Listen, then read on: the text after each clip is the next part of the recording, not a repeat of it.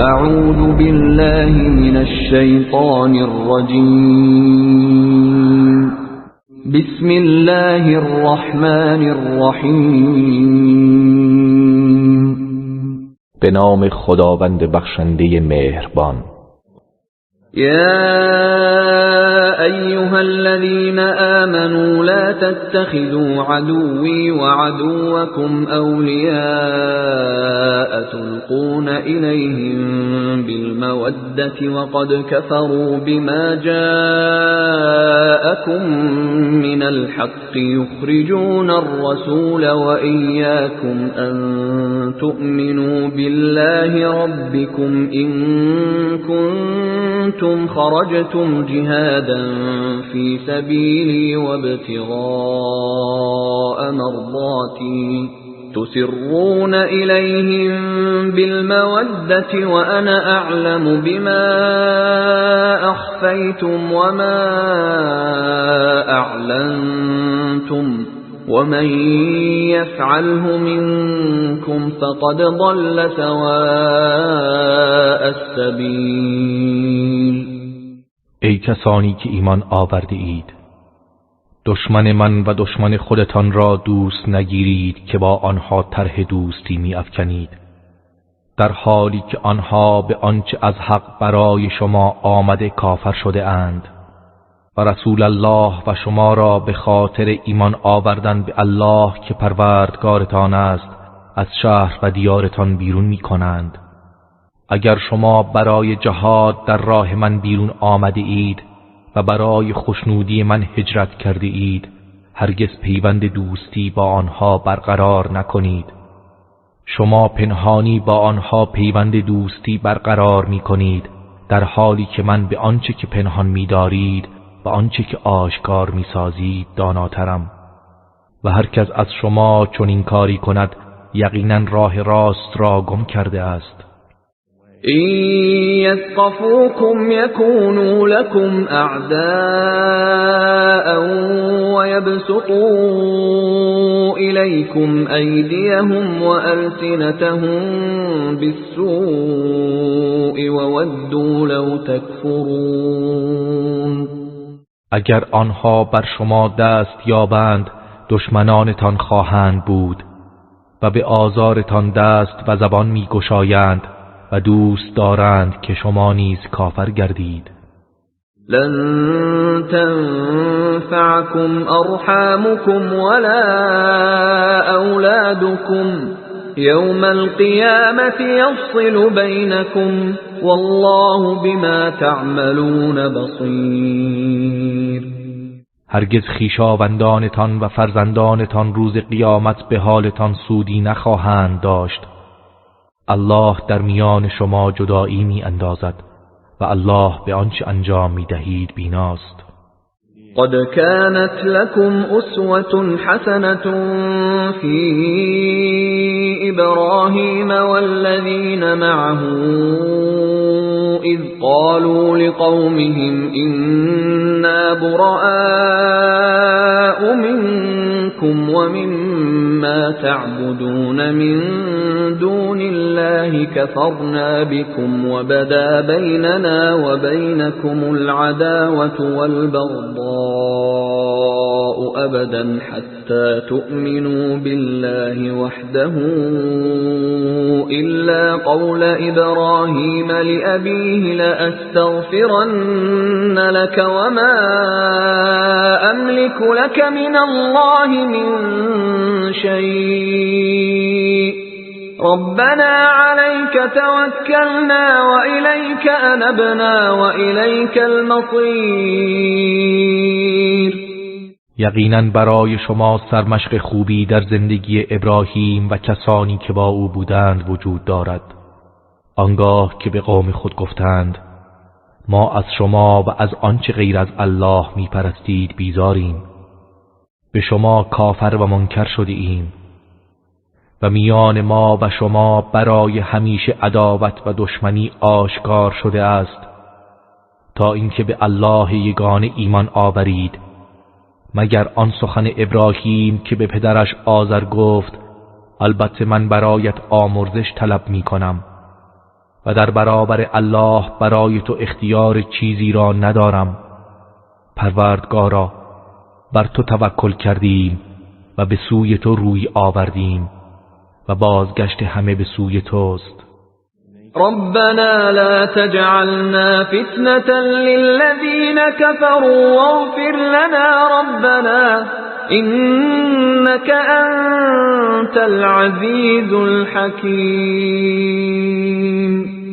پروردگارا، ما را دستخوش فتنه کافران قرار مده و ما را بیامرز ای پروردگار ما، بیگمان تو پیروزمند حکیمی. لقد كان لكم فيهم أسوة حسنة لمن كان يرجو الله واليوم الآخر ومن يتول فإن الله هو الغني الحميد.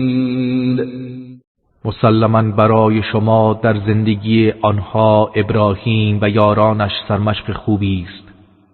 برای کسانی که امید به الله و روز قیامت دارند و هر کس روی گردان شود، پس همانا الله بی نیاز ستوده است. عسى الله أن يجعل بينكم وبين الذين عاديتم منهم مودة والله قدير والله غفور رحيم.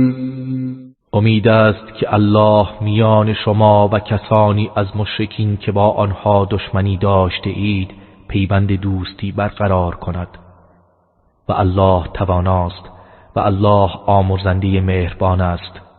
لا ينهاكم الله عن الذين لم يقاتلوكم في الدين ولم يخرجوكم من دياركم أن تبروهم وتقسطوا إليهم إن الله يحب المقسطين.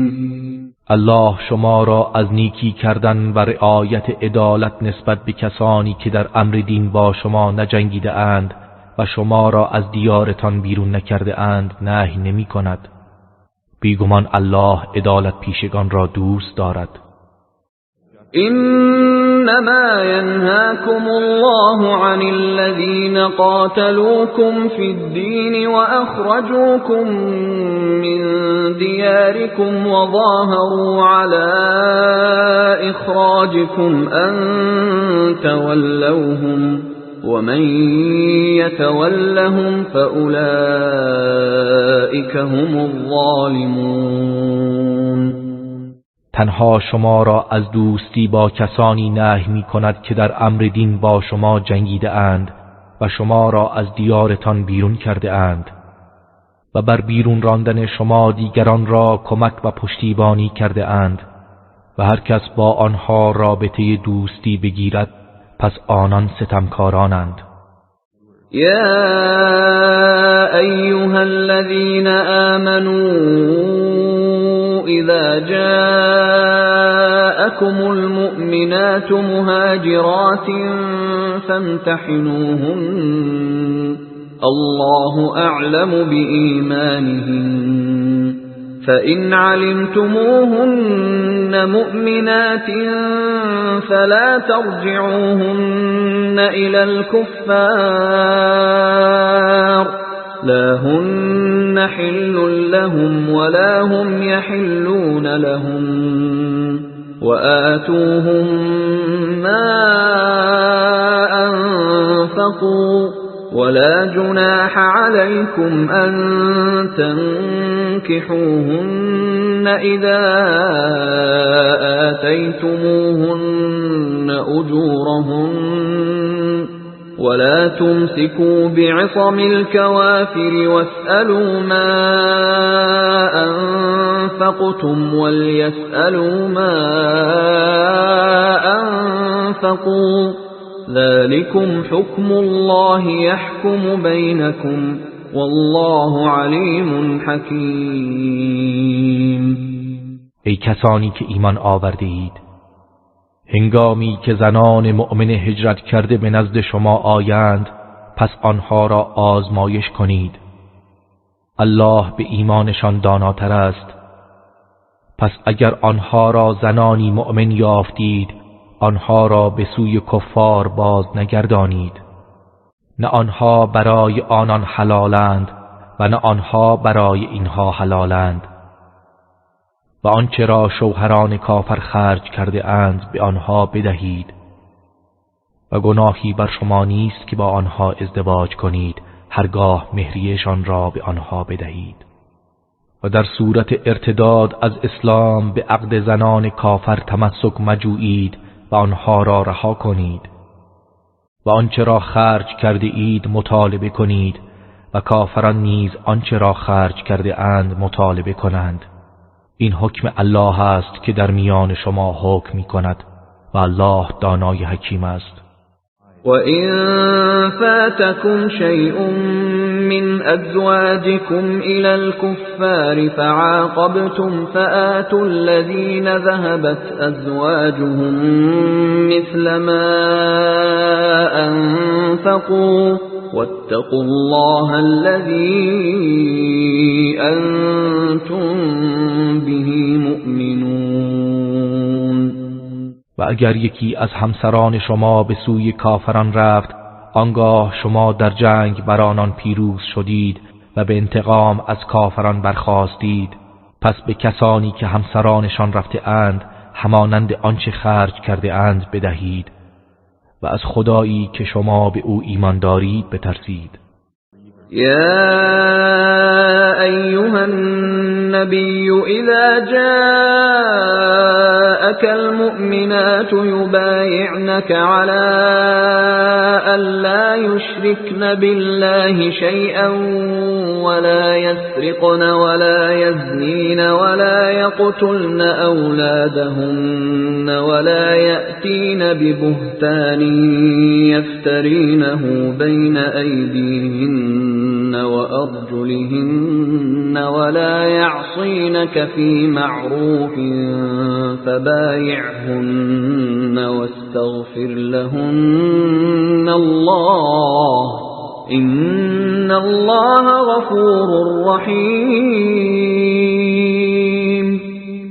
ای پیامبر، هنگامی که زنان مؤمن نزد تو آمدند تا با تو بیعت کنند بر آن که چیزی را با الله شریک نسازند و دزدی نکنند و مرتکب زنا نشوند و فرزندان خود را نکشند و بهتان و افترائی را پیش دست و پای خود نیاورند که فرزندی را به دروغ به شوهرانشان نسبت دهند و در کارهای نیک نافرمانی تو نکنند، پس با آنها بیعت کن و از الله برای آنها آمرزش بخواه.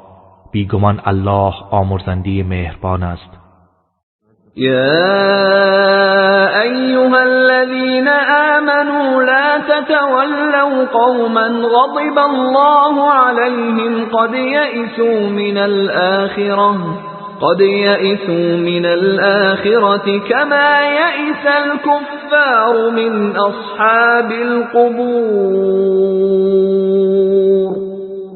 ای کسانی که ایمان آورده اید، با قومی که الله بر آنان خشم و غضب گرفته است دوستی نکنید.